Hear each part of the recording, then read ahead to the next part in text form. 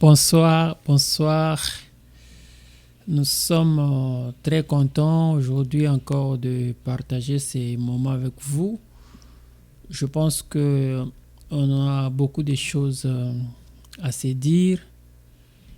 Il y a beaucoup de choses à se dire. Sincèrement, vous vous demandez qu'est-ce qu'on va se dire encore ce soir. Ben, il y a toujours beaucoup de choses à se dire, quoi. Donc, on est là. Si je suis venu devant vous aujourd'hui avec ce sujet, passer des moments avec vous, essayer de partager avec vous sur la parole de Dieu, sur ces sujets. C'est un sujet qui me tient à cœur. C'est un sujet qui m'a toujours intéressé. C'est pour cela que j'ai essayé de faire mes recherches et puis trouver certaines réponses. Et je voudrais à ce moment ici partager ces réponses-là avec vous.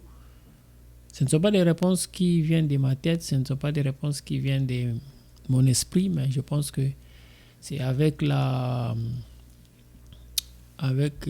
appui spirituel, un appui de la parole de Dieu, parce que c'est un sujet aussi qui est tiré de la parole de Dieu. C'est une question que je me suis toujours posée. Et la question est la suivante. Sais-tu prier pour tes besoins personnels? Est-ce que nous savons exactement prier pour nos besoins personnels? Est-ce que nous avons le temps de prier pour nos besoins personnels? La plupart des gens vont me dire oui. Et que la première chose dans nos prières, c'est de prier pour nous, pour nous-mêmes, pour nos besoins. Mais est-ce que nous prions convenablement? Nous suivons réellement les procédures, ou soit la procédure normale de la prière quand on parle de nous. Souvent, pourquoi je me pose cette question? C'est parce que souvent, nous avons tendance à nous condamner nous-mêmes par rapport à ce que nous faisons. Je sais qu'entre nous, il n'y a personne qui est parfait. Il n'y a personne qui peut se taper la poitrine aujourd'hui qu'il est parfait. Je ne pense pas. Il y a toujours quelque chose qui sonne ou bien qui bourdonne un peu à notre oreille ou bien dans notre esprit. Il y a quelque chose qui nous rappelle certaines fautes que nous avons commises, certaines erreurs que nous avons commises. Cette chose-là nous rappelle, c'est comme si la puissance du sacrifice de la croix de Jésus, le sacrifice que Jésus a fait sur la croix, ne marche pas. Il y a des fois, on se condamne, on se culpabilise. C'est pour cela, dans la prière, vous allez voir, la plupart des gens sont habitués à continuer à demander pardon pour les péchés qu'ils avaient faits il y a de cela des années. Or, si vous regardez bien, peut-être que Dieu, notre Dieu, nous avait déjà pardonné. Mais on n'arrive pas à croire au pardon. On n'arrive pas à croire à la miséricorde que Dieu nous fait chaque jour. C'est pour cela, ça a de l'impact sur notre prière, notre propre prière, quand on veut prier pour nous-mêmes. Donc on passe beaucoup de temps à demander pardon à Dieu pour des choses qui sont déjà passées. Peut-être que Dieu nous avait déjà libérés. Dieu nous avait déjà délivrés de ces choses-là. Mais nous restons toujours cramponnés à ces choses-là qui sont déjà passées pour Dieu. Donc il avait déjà tourné la page. Mais on reste toujours cramponné à ces choses-là comme si Dieu n'a jamais agi. C'est pour cela qu'on a du mal à avoir une prière efficace pour nous-mêmes. C'est pour cela qu'on a du mal à faire des prières vraiment puissantes pour nous-mêmes. Pourquoi? Parce que nous sommes là que pour nous condamner, nous sommes là que pour nous culpabiliser.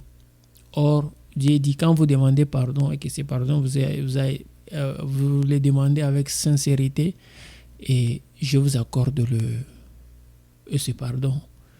Donc, vous avez la miséricorde. Vous avez le sang qui doit couler sur vous et pour vous laver. Et quand Dieu vous pardonne, il oublie. C'est comme il avait dit, Jésus-Christ avait dit à cette femme qui a été attrapée en train de commettre l'adultère. Quand cette femme est arrivée devant Jésus et tous ceux qui l'accompagnaient, Jésus leur a demandé si eux n'ont jamais péché et que si la personne qui se sent capable, qui n'a jamais péché, qui se sent saint ou bien sainte, qui n'a jamais péché, puisse prendre la pierre pour jeter sur la femme. Mais il n'y avait personne. Tout le monde est parti parce que tout le monde se reconnaît coupable. Tout le monde se reconnaît pécheur à ce moment-là. Et quand cette femme est restée avec Jésus, Jésus a demandé à la femme de partir, de ne plus pécher. Ça veut dire que quel que soit le poids, quel que soit le nombre, quelle que soit la couleur de nos péchés, quand nous arrivons devant Jésus, nous avons une seule réponse. La réponse de Jésus est claire. Va et ne pêche plus. C'est-à-dire, quand nous demandons pardon à Dieu à travers le sang de Jésus-Christ, quand nous demandons la miséricorde, la repentance, quand nous faisons la repentance de nos péchés, il est nécessaire de croire que nous sommes pardonnés. Et si cette repentance est sincère, il est nécessaire de croire que nous sommes pardonnés. Et c'est inutile de penser à ces péchés-là pour lesquels nous avons déjà demandé pardon.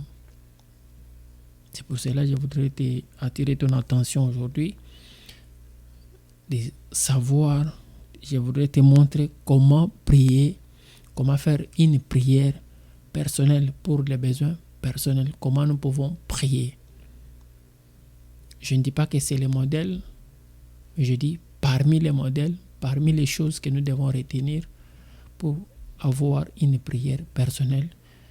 Je t'en donne au moins 2 ou 3 ou 4 pour que dorénavant dans tes prières personnelles, pour les prières que tu vas formuler pour des besoins personnels, que tu arrives à mettre cela en marche pour voir comment Dieu va agir, et cela va te permettre aussi de grandir dans la foi et de continuer de prier correctement, et tu verras qu'il y aura des changements dans ta vie. Donc, l'exaucement de ma prière ou de notre prière ne vient pas de la multiplication des paroles. Pour que Dieu puisse nous exaucer, premièrement, ce n'est pas la façon de nous prier, ce n'est pas parce que nous avons des bonnes paroles, soit parce que nous avons plusieurs paroles, plusieurs mots, plusieurs choses que nous sommes en train de parler, qui fait que notre prière devienne une prière efficace ou puissante. Non. Mais c'est dans le sens que Dieu lui-même nous a donné comme modèle. Je dis dans Matthieu chapitre 6, verset 7, si vous lisez là-bas, soit Matthieu chapitre 28 jusqu'en haut là-bas, jusqu'à 32, vous allez voir que Jésus-Christ a donné l'exemple d'une prière modèle qu'il a donné à ses disciples, en leur montrant que Dieu premièrement est notre Père. Nous devons considérer Dieu comme notre Père. Avant de commencer la prière, il faut savoir accepter, il faut savoir dire que Dieu que nous sommes en train de prier, c'est notre Père. C'est notre Père. C'est-à-dire, devant son Père, vous n'avez pas de retenue. Devant votre Père, vous ne pouvez pas avoir de limites. Devant votre Père, vous ne pouvez pas avoir honte. Devant votre Père, vous ne pouvez pas avoir peur. Premièrement, parce que votre Père vous connaît très bien. Et devant Dieu, nous ne pouvons pas avoir peur. Devant Dieu, nous ne pouvons pas cacher nos péchés que nous avons commis comme si Dieu ne va pas connaître. Au contraire, il nous connaît mieux que nous-mêmes. Alors, nous devons être sincères d'étaler tout ce que nous avons fait. Nous devons être sincères envers lui pour que lui nous accorde le pardon. Ça, c'est la première chose. C'est-à-dire, reconnaître d'abord Dieu comme étant Père et de savoir que tout ce que je viens dire devant Dieu, Dieu connaît ça déjà. Donc, il n'y a pas un secret. Il n'y a pas un secret. Donc, il n'y a pas quelque chose que toi aussi, tu peux cacher devant Dieu. C'est-à-dire, quand vous allez devant Dieu, il faut avoir un cœur ouvert. Il faut verser tout devant Dieu. Il faut lui dire tout clairement. Et ça ne sert à rien de cacher. Parce qu'il nous connaît déjà. Et il connaît nos pensées avant même que nous venions devant lui. Parce qu'il est notre Père. Dieu est notre Père. Un père connaît mieux son fils. Plus que même.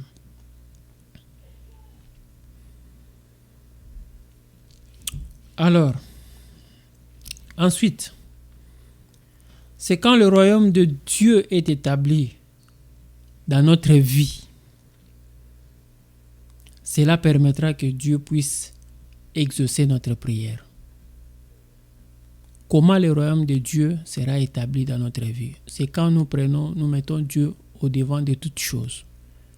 Donc, avant de commencer toutes choses, avant de commencer n'importe quoi, avant de prier Dieu, il faut mieux savoir placer Dieu devant notre vie. C'est-à-dire que notre vie, le centre, l'appui, le commencement de notre vie, c'est Dieu. Savoir donner sa vie à Dieu.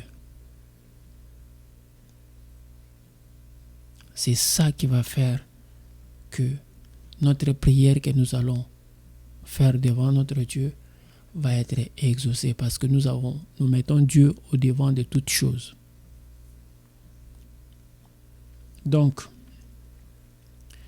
la chose première, sachant que Dieu est notre Père, comme je venais de le dire tantôt, en tant que Père, il a un pouvoir aussi sur nous. Mais, il y a une chose à nous donner. Du fait qu'il a un pouvoir sur nous, Dieu a toujours une chose à nous donner parce que nous sommes ses enfants.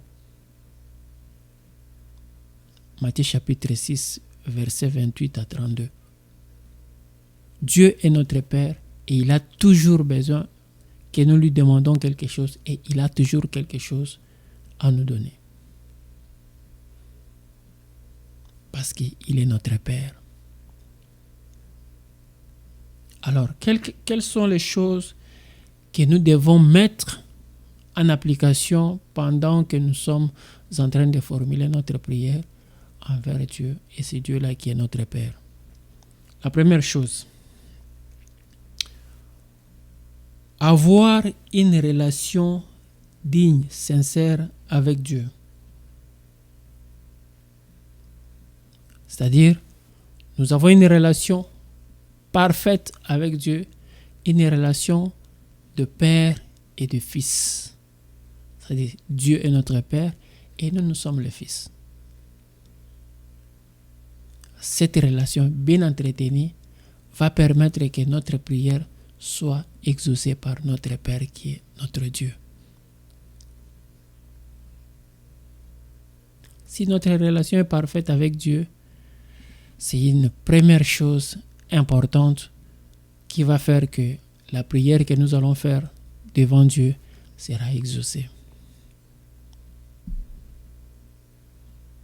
Bien-aimé, il faut toujours regarder avant de faire la prière à son Dieu qui est notre Père, savoir arranger notre relation avec Dieu. Comment nous arrivons à arranger notre relation avec Dieu? C'est en renonçant au péché, en parlant franchement, avec franchise devant notre Dieu, en lui disant que nous sommes des pécheurs, en lui étalant tous nos péchés que nous avons commis et en lui demandons pardon. Et par le sang de Jésus-Christ, s'il nous accorde ce pardon, c'est à ce moment-là que nous sommes en train d'arranger notre relation avec Dieu. Et quand notre relation avec Dieu est arrangée, Dieu va exaucer notre prière. Ça, c'est le deuxième point. Le premier point, considérer Dieu comme le Père. Le deuxième point, c'est de lui demander pardon au cas où nous avons péché. Mais connaissant bien aussi le monde, il n'y a personne qui est parfait. Donc, nous devons commencer aussi par demander pardon avant de commencer notre prière. Après, pour arranger notre relation avec Dieu.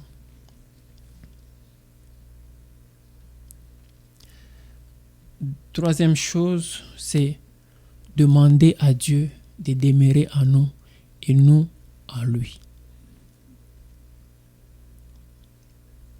C'est-à-dire donner à Dieu une place de choix dans nos cœurs, une place de noble dans nos cœurs. Là, c'est en Jacques chapitre 4, verset 1 jusqu'à 3. Une place noble dans nos cœurs, une place de choix de grande valeur dans nos cœurs. C'est-à-dire que Dieu vienne habiter en nous. Du fait que notre corps, c'est le temple de Dieu. Quand Dieu habite dans nous, nous avons les pouvoirs, nous avons la puissance. Et notre prière que nous allons faire aura aussi de l'impact, la puissance, et sera exaucée par Dieu. Troisième point. Jacques chapitre 4, verset 1 à 3. Quatrième point. Nous ne devons pas seulement prier pour les biens matériels. Non. Notre prière ne sera pas seulement l'objet de demandes des biens matériels. Non. Non.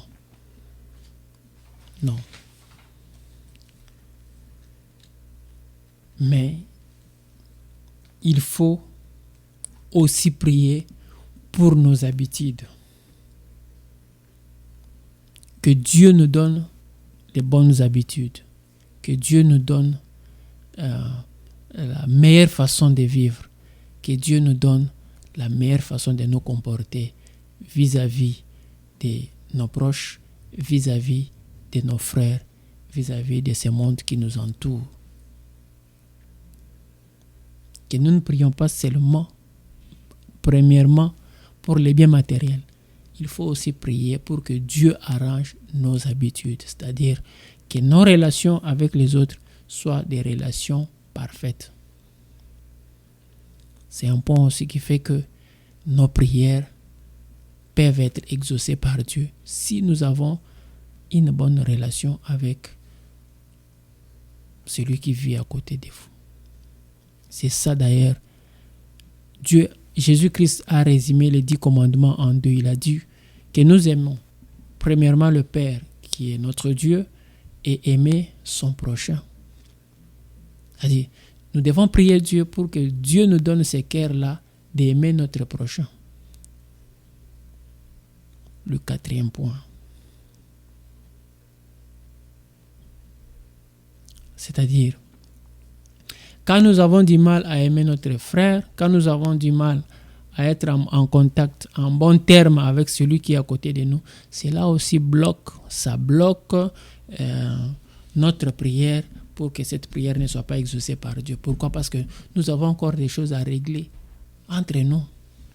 Nous avons encore des choses à régler entre prochains. C'est-à-dire, avec mon prochain, nous avons encore des choses à régler. La Bible nous dit ceci. Avant de venir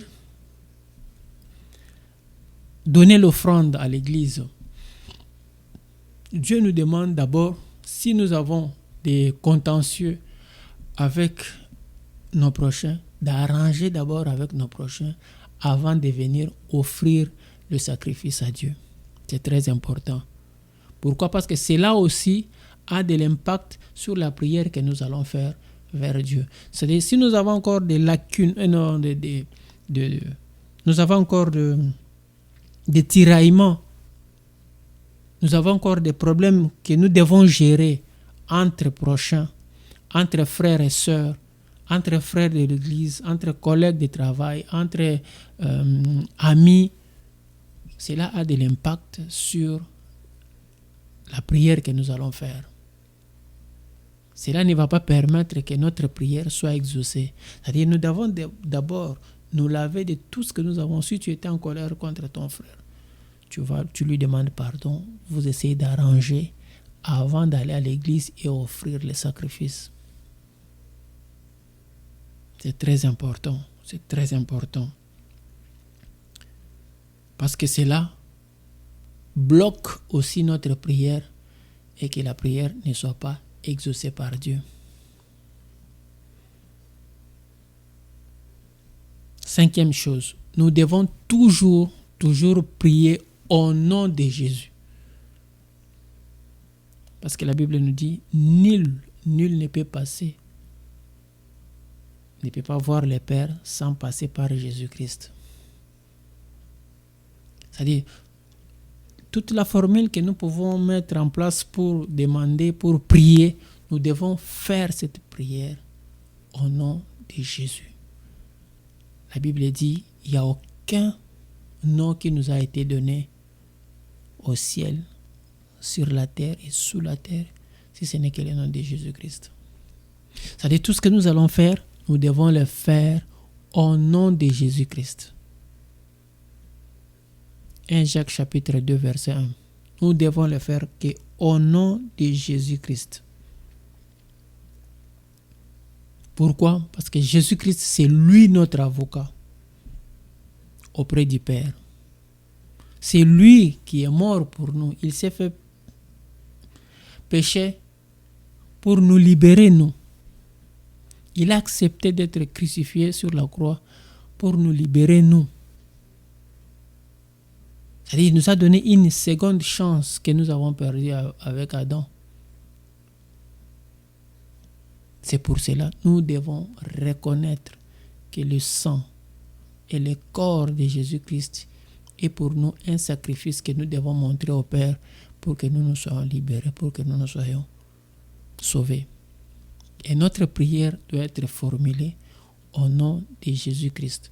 Parce que c'est Jésus-Christ qui est mort pour nous, c'est lui qui est le sacrifice et c'est lui qui est notre avocat auprès de Dieu.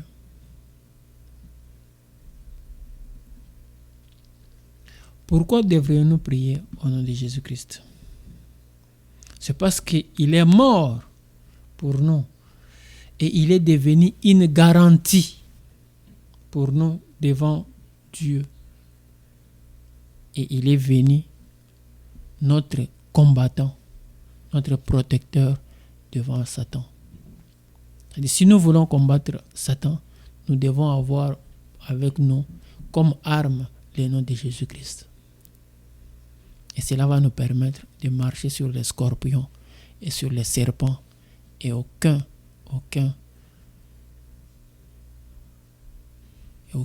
de ces puissances ou de cette force-là ne peut nous nuire. Et nous n'aurons aucune chose. Nous allons marcher sur les serpents et sur les scorpions. Si et seulement si nous avons le nom de Jésus-Christ avec nous. Parce qu'il est mort pour nous.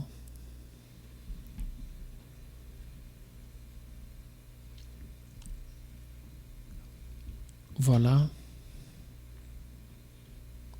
pourquoi nous devons toujours porter le nom de Jésus-Christ dans nos prières et prier au nom de Jésus-Christ. Parce que Jésus-Christ est venu nous libérer, il a pris notre place, il s'est donné comme garantie pour nous, pour que nous puissions accéder à une liberté spirituelle et à une liberté en tout en tant qu'enfant de Dieu.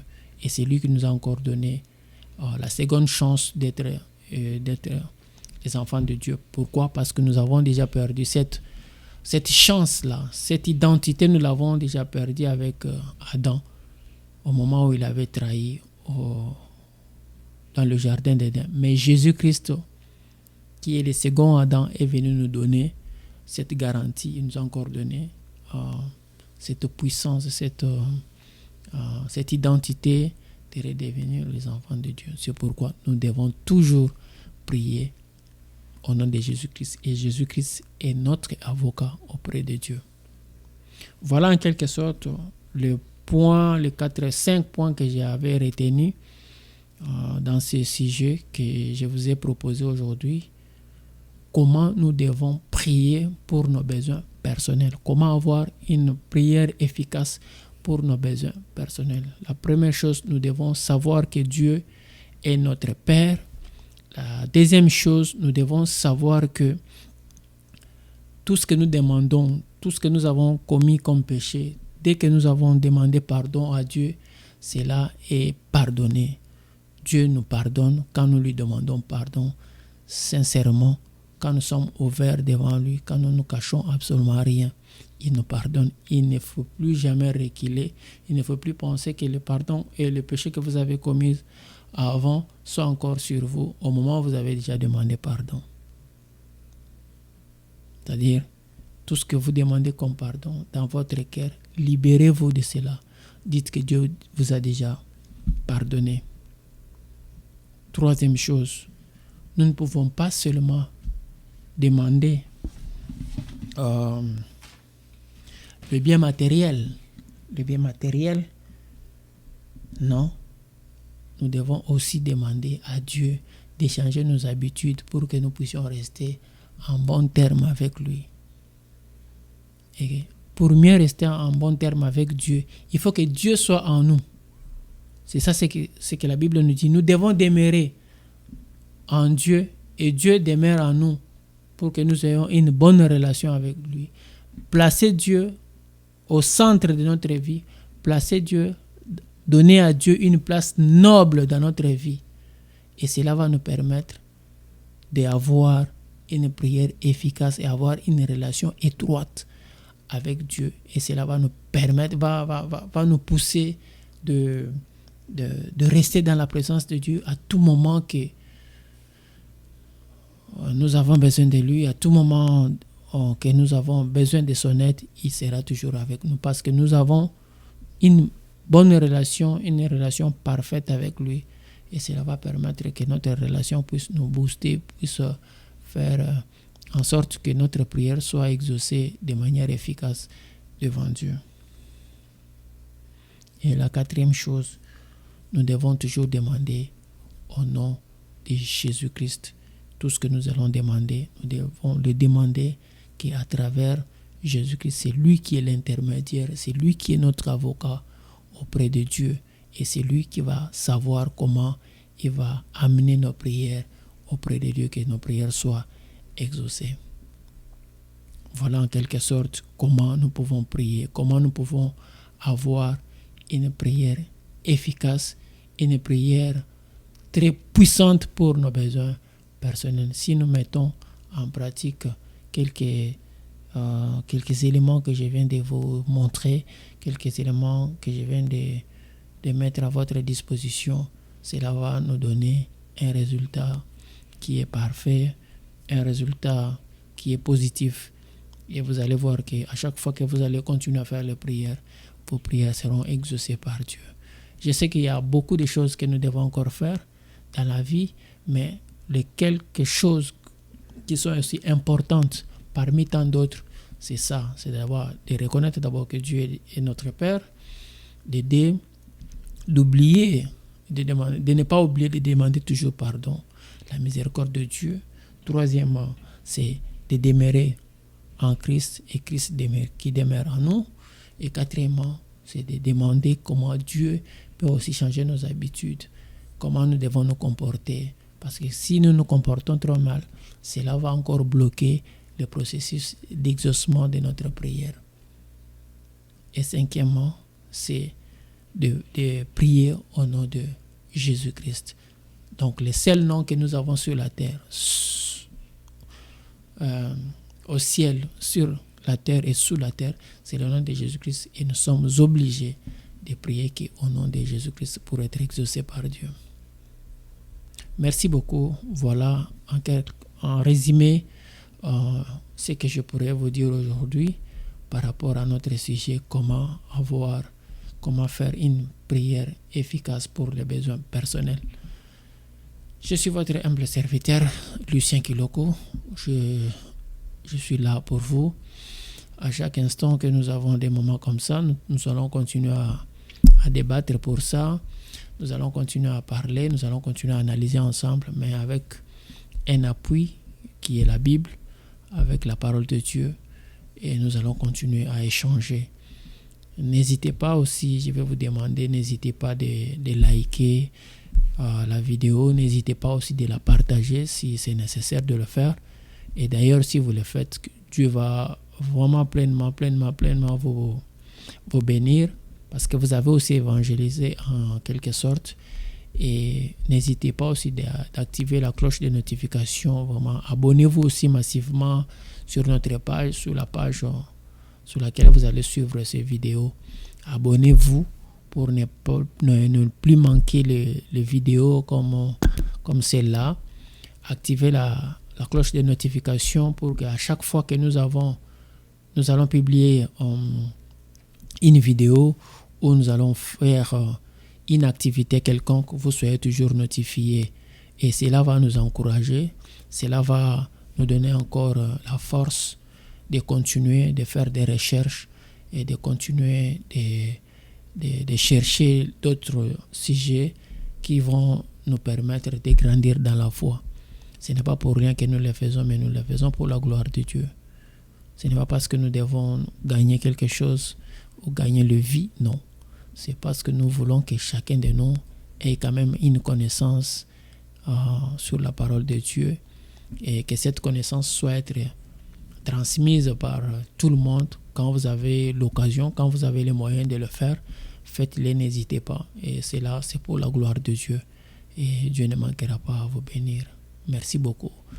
Et je vous dis au revoir à la prochaine occasion. Je pense que vous êtes satisfait aujourd'hui pour le sujet que nous venons de partager. Et moi aussi, je suis satisfait parce que c'est quelque chose qui me dérangeait et j'ai essayé de trouver les solutions et je ne pouvais pas aussi garder ces solutions pour moi-même. C'est pour cela que je me suis dit que je partage avec mes frères, que je partage avec mes bien-aimés, que je partage avec mes sœurs qui vont suivre la vidéo, que cela aussi soit